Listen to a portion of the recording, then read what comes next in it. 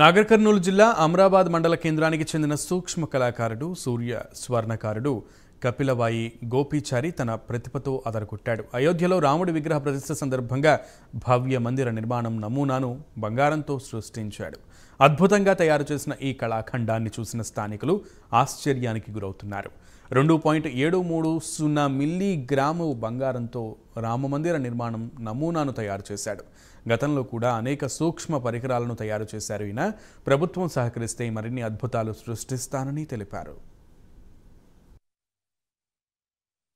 యూపీలో జనవరి 22 తారీఖున అయోధ్య రామమందిరాన్ని ప్రతిష్ఠిస్తున్న సందర్భంగా అతి సూక్ష్మంగా బంగారంతో కేవలం 2 గ్రాముల 730 మిల్లీగ్రాముల బంగారంతో అయోధ్య రామమందిరాన్ని బంగారంతో తయారు చేశాను.